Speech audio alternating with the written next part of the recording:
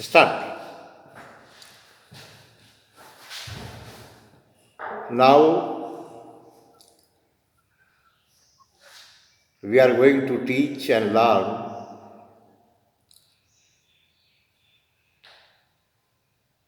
the chapter pelvic cellulitis for the student of BHMS third. Subject gynecology and obstetrics, and the chapter is pelvic cellulitis.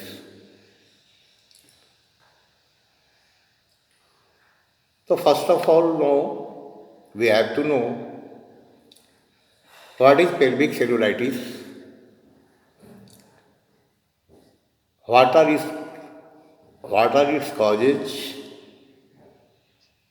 clinical feature, treatment, clinical features and treatment. Also its differential points between pelvic peritonitis and pelvic cellulitis. तो आज जो हम लोग पढ़ने जा रहे हैं उसका चैप्टर है आज का ऑब्स गायनी में कि पेल्विक सेलुलाइटिस क्या होता है, इसका क्या क्या कारण हो सकता है, इसमें क्या क्या क्लिनिकल फीचर्स हो सकता है, इसका ट्रीटमेंट क्या होगा, इसका जो डिफरेंशियल पॉइंट्स है between pelvic peritonitis and pelvic cellulitis के लिए। तो first of all pelvic cellulitis के लिए जो दूसरा शब्द है वो है पारामेट्राइटिस, इसे पारामेट्राइटिस भी कहते हैं, पेरी यूटेराइन सेलुलाइटिस भी इसे कहते हैं, कॉल्पाइटिस भी इसे कहते हैं। तो पेल्विक सेलुलाइटिस के लिए उसका आम जो उपनाम है उस डिजीज का वह हम लोगों ने जाना पारामेट्राइटिस भी होता है, पेरी यूटेराइन सेलुलाइटिस भी कहलाता है, पाराकॉल्पाइटिस भी कहलाता है। तो तीन इसका उपनाम है।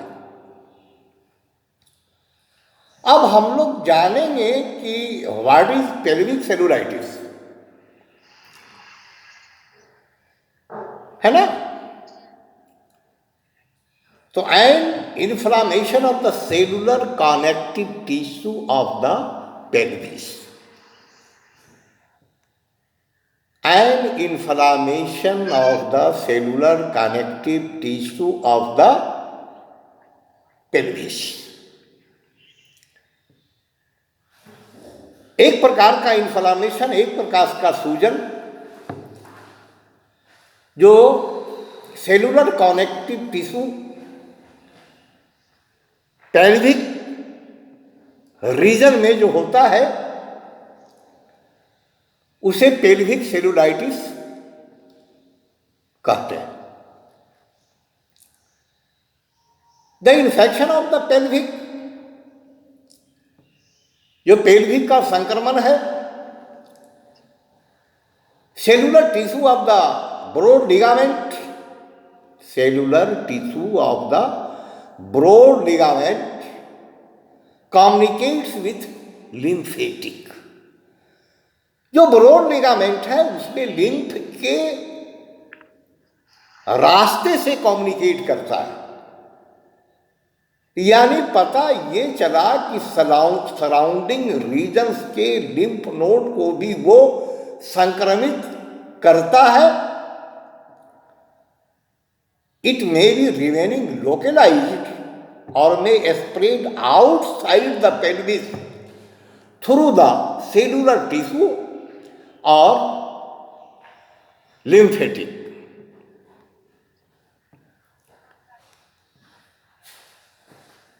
क्या कहलाया?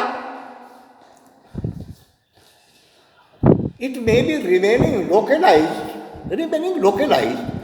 यह लोकेलाइज भी रह सकता है या may spread outside the pelvis through the cellular tissue और लिम्फेटिक, और वो आउटसाइड में भी वो स्प्रेड कर सकता है थ्रू द सेलुलर टिश्यू या लिम्फ नोड के द्वारा। Now it may B acute और क्रोनिक। ये एक्यूट भी हो सकता है, क्रोनिक भी हो सकता है। Cellulitis is generally found with greatest frequency. Cellulitis जो होता है वो ग्रेट फ्रीक्वेंसी का मीनिंग हुआ कि सेलुलाइटिस बार बार होता है, रिकरेंट होता है,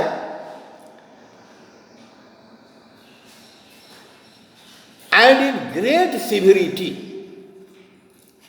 और बड़ी तेजी से भी होता है। In those parts where cellular tissue most abounds, जहां पर सेलुलर टिश्यू प्रचुर मात्रा में होता है। मोस्ट अबाउंड्स मीन्स प्रचुर मात्रा में होता है।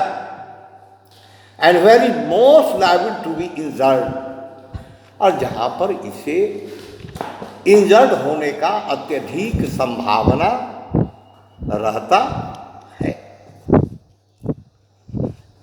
तो अभी हम लोगों ने definition of the pelvic cellulitis को फॉलो किया।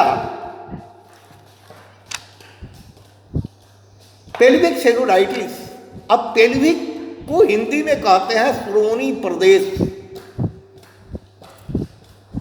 है ना। श्रोणी प्रदेश बड़ा हार्ड हिंदी का शब्द लगता है। अब उसको थोड़ा हम लोग यूं समझें कि जहां पर female bladder and reproductive organs situated होता है, that is called pelvic region. That is called pelvic region. तो वहां पर जो एक्यूट और क्रोनिक इन्फ्लामेशन होगा, यानी वहां की सराउंडिंग सेल्स में जो इन्फ्लामेशन होगा, वो कहलाया पेल्विक सेलुलाइटिस, है ना। अब हम लोग जानना चाहेंगे कि पेल्विक सेलुलाइटिस का एटियोलॉजी क्या क्या हो सकता है ना। पेल्विक सेलुलाइटिस का एटियोलॉजी यानी रोग होने का, ये जो रोग हुआ पेल्विक सेलुलाइटिस, उसके होने का क्या क्या कारण हो सकता है, उसका ओरिजिन क्या होगा, रियल फैक्ट क्या होगा। तो है कि the most important and by far the most frequent cause of pelvic cellulitis is parturition और aorta। इसका एटियोलॉजी क्या बोल रहा है? पार्चुरेशन और एवोर्शन। पार्चुरेशन मीन्स प्रसव होना, एवोर्शन गर्भपात होना। तो पहला इसका एटियोलॉजी हुआ कि अगर कोई महिला प्रसव अवस्था से पास की हो, यानी she has delivered A baby, may be pelvic cellulitis और एबॉर्शन। अगर गर्भपात हुआ है तो may B abortion, may be pelvic cellulitis. तो पता ये चला कि प्रसव के बाद या गर्भपात के बाद पेल्विक सेलुलाइटिस का संभावना बहुत अत्यधिक बढ़ जाता है,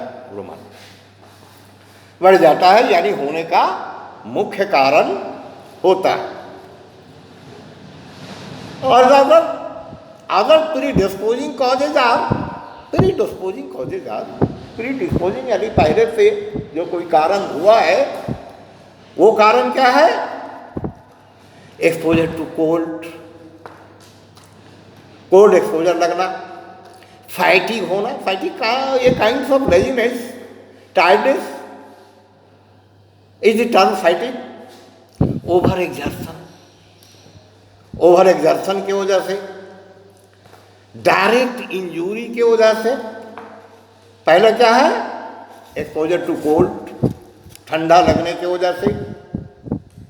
दूसरा पॉइंट क्या है? फैटिग। तीसरा पॉइंट क्या है? Over exertion. चौथा पॉइंट क्या है? Direct injury. अगर पेल्विक रीजन में कोई इंजूरी हुआ है तो may be pelvic cellulitis, often followed by endometritis. कभी कभी इंडोमेट्राइटिस की वजह से पेल्विक सेलुलाइटिस होता है। छठा पॉइंट बोलता है पेल्विक सर्जरी, पोस्ट ऑपरेटिव। अगर पेल्विक सर्जरी हुआ है, पेल्विक रीजन में किसी तरह का कोई सर्जरी हुआ है, तो पोस्ट ऑपरेटिव पेल्विक सेलुलाइटिस हो सकता है। Radiotherapy for carcinoma of the cervix. अगर सर्विक्स में कैंसर के लिए अगर रेडियोथेरापी किया गया है तो मे बी पेल्विक सेलुलाइटिस। आठवां कारण secondary infection due to extension of pelvic inflammatory disease, है ना? पेल्विक इन्फ्लामेटरी डिजीज अगर किसी तरह का कोई हुआ है, कोई इन्फेक्शन हुआ है, तो may be pelvic cellulitis, pelvic inflammatory disease. तो ये हमारा एटियोलॉजी हुआ कि इसके होने का क्या क्या कारण हो सकता है, जो कारण पर अभी विशेष चर्चा किया गया। अब हम लोग जानना चाहेंगे कि अगर पेल्विक सेलुलाइटिस का मरीज हमारे क्लिनिक में आया है, तो what will be clinical features, है ना? क्लिनिकल फीचर्स क्या होगा? आया है तो पहला बोलता है उसका क्लिनिकल फीचर में राइज ऑफ टेम्परेचर विथ और विदाउट राइगर। टेम्परेचर राइज होगा विथ और विदाउट राइगर। राइगर मीन्स जाड़ा या बगैर जाड़ा के, एक क्लिनिकल फीचर पहला है। दूसरा फीचर क्या होगा? Anorexia and headache. एनोरेक्सिया भूख की कमी, हेडेक माथे में दर्द। तीसरा फीचर क्या है? Pain in lower abdomen.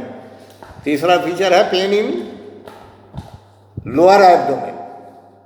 Lower abdomen में दर्द होना। चौथा फीचर क्या है? Hard swelling in the pelvis.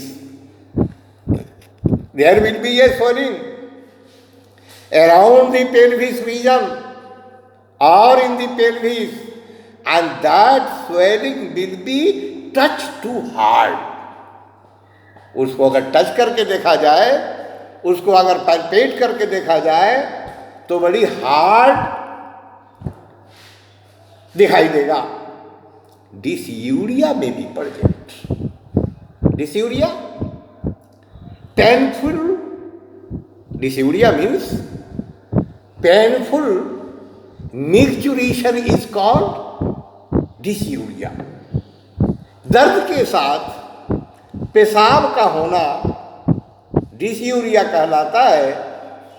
तो इसके क्लिनिकल फीचर में डिसयूरिया भी पाया जा सकता है. डिसयूरिया भी हो सकता है. तो ये जो क्लिनिकल फीचर्स है, इसी क्लिनिकल फीचर के आधार पर हमारा मोड ऑफ डायग्नोसिस प्रोसीड करेगा. ये क्लिनिकल फीचर दे रहा है कि बुखार होता है, जाड़ा होगा भी या नहीं भी होगा, भूख की कमी होगी, माथे में दर्द होगा, लोअर एब्डोमेन में दर्द होगा, हार्ड स्वेलिंग पेल्विस रीजन में पैल्पेट करने पर दिखाई देगा, और दर्दयुक्त पेशाब होगा. अगर वो महिला आई है हमारे क्लिनिक में with history of recent delivery और एबॉर्शन, तो वहीं पर मेरा कान खड़ा होगा क्लिनिकल फीचर्स के आधार पर कि this is a case of pelvic cellulitis. और हमारा आगे की तरफ जो उसका मोड ऑफ ट्रीटमेंट है, उसके लिए हम अपना रास्ता अख्तियार करेंगे. अब जब हम उसका साइन तलाश करेंगे तो साइन क्या मिलेगा? पहला साइन मिलेगा swelling in the tissue around rectum. Rectum के पोस्टेरियर रीजन में का जो टिश्यू होगा उसमें स्वेलिंग दिखाई देगा. दूसरा साइन क्या मिलेगा? Bilateral swelling around beside of the uterus. Uterus के दोनों तरफ, बायलेटरल मीन्स दोनों तरफ स्वेलिंग दिखाई देगा. हाँ, ओके. तीसरा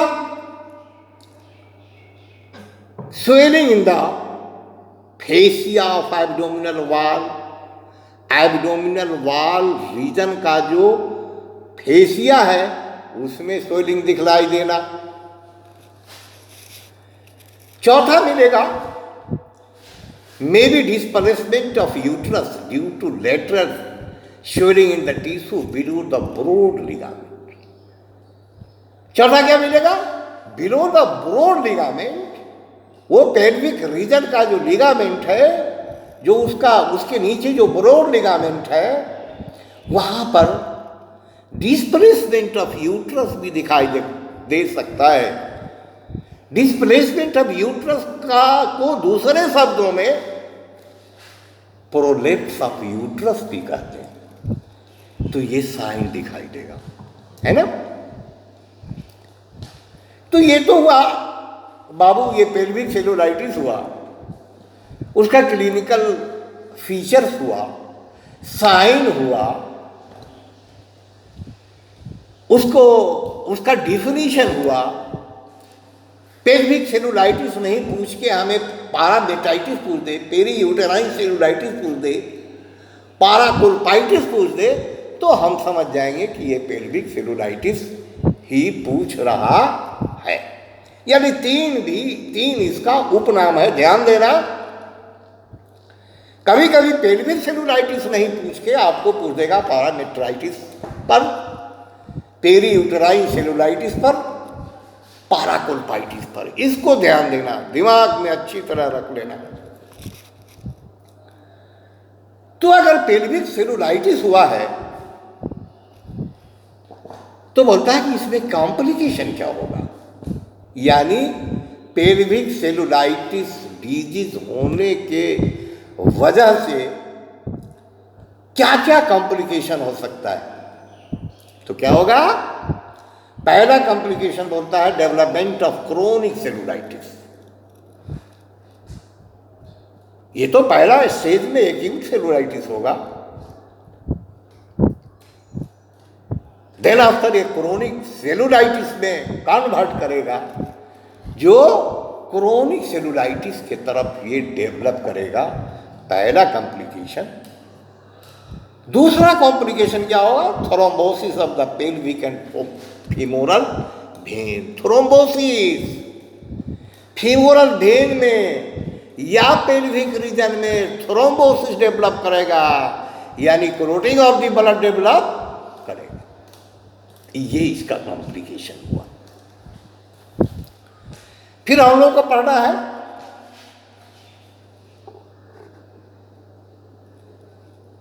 कट गया क्या?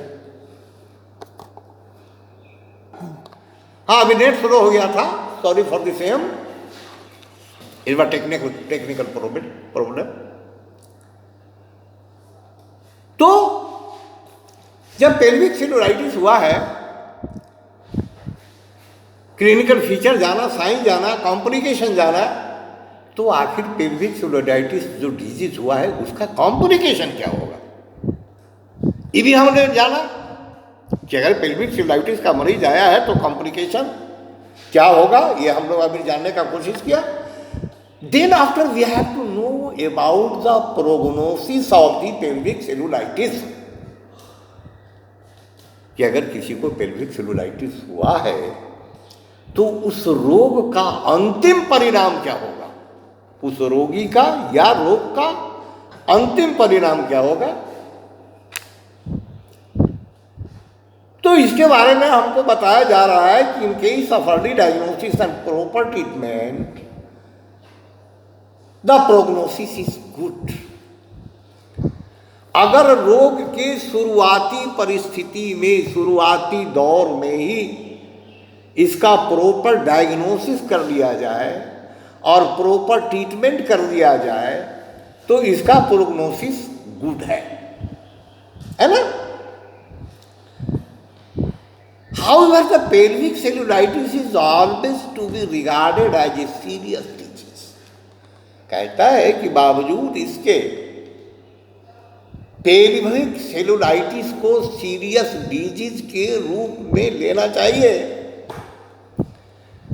And prognosis should be guarded as to a complete recovery. और जब तक कंप्लीट रिकवरी नहीं हो जाए है, तब तक इसका ट्रीटमेंट कंटिन्यू करना, जारी रखना जरूरी होता। तो हम प्रोग्नोसिस जान गए कि अगर पेल्विक सेलुलाइटिस नेग्लेक्टेड हो गया तो मे बी सीरियस डिजीज, और तब तक इसकी इलाज जारी रखना चाहिए जब तक रोग पूर्ण रूपेण ठीक न हो जाए। Now we should know about the treatment और मैनेजमेंट। तो बोलना है मैनेजमेंट में कि कंप्लीट रेस्ट इन बेड, इसके रोगी को कंप्लीट बेड रेस्ट दे देना चाहिए। According to allopathic administration of antibiotics, है ना, अकॉर्डिंग टू एलोपैथिक बोलता है एंटीबायोटिक्स देना चाहिए, cortisone will fail the early resolution of infection. Allopathic का ही कॉर्टिसोन है, कहता है वो भी देना चाहिए। Analgesic to be given for relief of pain, और कहता है कि दर्द निवारक दवा दर्द के लिए देना चाहिए। तो ये तो एलोपैथिक पॉइंट है ना। हम लोग आएंगे अपने पैथी के आधार पर मेडिसिन देना। उसके पहले हम लोग जान लें कि पेल्विक पेरिटोनाइटिस और पेल्विक सेलुलाइटिस में क्या डिफरेंस है। पेल्विक सेलुलाइटिस और पेल्विक पेरिटोनाइटिस में क्या डिफरेंस है? क्योंकि दोनों डिजीज एक दूसरे डिजीज से ही मिलता जुलता है, तो इसमें हमको क्या क्या पॉइंट्स मिलेगा ये जानना सबसे पहले जरूरी है। तो पेल्विक पेरिटोनाइटिस को लेफ्ट साइड में लिख लो और पेल्विक पेरिटोनाइटिस को लेफ्ट साइड में लिख लो और पेल्विक सेलुलाइटिस को राइट साइड में लिख लो। पॉइंट 1। हम धीरे धीरे बोल रहे हैं, प्रयास करो। ये कोरोना वायरस क्या नहीं किया कि हम लोगों को जूम पर यूट्यूब पर क्लास लेना पड़ रहा है। क्लास सामने सामने का बात कुछ और ही होता। लेकिन चलो, जो कुछ भी हो रहा है, जो कुछ भी पढ़ाई का कार्यक्रम चल रहा है, अच्छा ही चल रहा है, चलना चाहिए, पढ़ना चाहिए। तो पेल्विक पेरिटोनाइटिस का पहला पॉइंट होगा, उसमें क्या हमको मिलेगा? जिसका कारण many causes common to both general shock, general septicaemia and gonorrhoea more frequent. General septicaemia मिलेगा, जनरल शॉक मिलेगा, गोनोरिया मोर फ्रीक्वेंट। गोनोरिया इस डिजीज का कारण हो सकता है। किसका?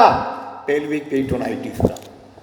अब पेल्विक सेलुलाइटिस में क्या मिलेगा? इसका causation local injury. Recent history मिलेगा कि लोकल इंजरी हुआ है, स्पेशली इन लेबर, खास के प्रसव के समय। के साई पृथ्वी आ रहा है, कुछ पूछे। हेलो, बोलो पृथ्वी।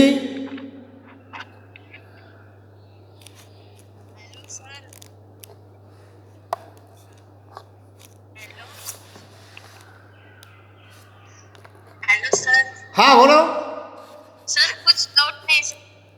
हाँ बोलो बोलो, आवाज नहीं मिल रही है। सर बस सुन रहे, बाई मिसली रहे। बाई? हेलो, हाँ हेलो, आवाज नहीं मिल रही है। चलो फिर फोन में बात कर लेना, अभी हम लोग पढ़ लेते हैं। तो पेल्विक सेलुलाइटिस में का जो कॉजेशन होगा, लोकल इंजरी होगा, specially labour, sepsis and local affection और सर्जिकल प्रोसीडिंग मोर कॉमन। प्रसव काल से गुजरने के बाद पेल्विक सेलुलाइटिस होगा। सेप्सिस फ्रॉम लोकल इन्फेक्शन और सर्जिकल प्रोसीडिंग मोर कॉमन। यानी कोई लोकल इन्फेक्शन हुआ है, सेप्सिस हुआ है, सेप्सिस हम लोग सर्जरी में भी पढ़ा है, उसके वजह से होगा पेल्विक सेलुलाइटिस। पेल्विक पेरिटोनाइटिस का सेकंड पॉइंट होगा एक्यूट सिम्टम्स। पेल्विक पेरिटोनाइटिस का जो सिम्टम होगा वो एक्यूट होगा। क्या क्या मिलेगा? Temperature high in general septicemia, septicemia के साथ हाई टेम्परेचर होगा। Lower in isolated form, pulse rapid, pulse rate उसका रैपिड होगा। पेन सीवियर होगा। Diffuse abdominal tenderness, chiefly hypogastric region में पेन और टेंडरनेस होगा। Rarely lateral vomiting and tympanic common both thigh and flexed. हाथ पांव में एक प्रकार का ऐठन, एक प्रकार का दर्द होगा और वोमिटिंग भी हो सकता है। तो ये कहाँ होगा? पेल्विक पेरिटोनाइटिस में। और पेल्विक सेलुलाइटिस में क्या होगा? का जो एक्यूट सिम्टम होगा वो क्या होगा? Pelvic cellulitis of temperature average higher, temperature अक्सर हाई टेम्परेचर होगा, pulse varies, pain off and less, कभी कभी पेन बिल्कुल नहीं होगा, tenderness chiefly pelvic region, pelvic region में टेंडरनेस होगा, टेम्परेटिक एब्सेंट होगा, one thigh of an flexed, एक थाई में फ्लैक्सेशन दिखाई देगा, आफ्टरवर्ड एबडक्टेड और एडक्टेड और एबडक्टेड। तो अभी हम लोगों का जो डिस्कशन चल रहा है वो पेल्विक पेरिटोनाइटिस और पेल्विक सेलुलाइटिस पर है। अब तीसरा पॉइंट है पेल्विक पेरिटोनाइटिस का। क्या है तीसरा point? Local swelling. There may be local swelling, fluid and almost indistinguishable at first sight all around the uterus, uterus के अराउंड चारों तरफ इर्द गिर्द स्वेलिंग होगा, बट टेंडिंग टू डिस्टेंडेड, लेकिन उसका टेंडिंग जो होगा, टेंड जो होगा वो डिस्टेंडेड होगा, डिस्टेंट होगा। Subsequent extension upward into peritoneal cavity. तो ये मिलेगा हमको पेल्विक पेरिटोनाइटिस में। अब पेल्विक सेलुलाइटिस में क्या मिलेगा? Differential diagnosis, local swelling. Cellulitis में local swelling, distinct intrapelvic swelling almost from the first, प्रथम दृष्टया she to varies, never symmetrical behind uterus, most often in one broad ligament or at isolated points like behind bladder, bladder के ठीक पीछे, in one uterosacral ligament, uterosacral ligament जो होता है वहाँ, और इन pelvic glands या पेल्विक ग्लैंड्स में लोकल स्वेलिंग। किसके लिए? पेल्विक सेलुलाइटिस के लिए। Extension occurs along course of connective tissue, वो एक्सटेंड करके आगे बढ़ जाएगा along course of connective tissue, connective tissue के आसपास। तो ये था हमारा पेल्विक सेलुलाइटिस।